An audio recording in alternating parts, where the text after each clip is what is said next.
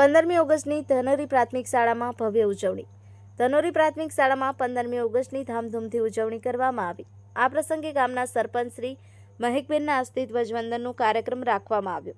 શાળાના વિદ્યાર્થીઓએ વિવિધ સાંસ્કૃતિક અને રંગારંગ કાર્યક્રમ રજૂ કર્યા। ધાનોરી ગામના ગ્રામજનો મોટા પ્રમાણમાં હાજર રહ્યા।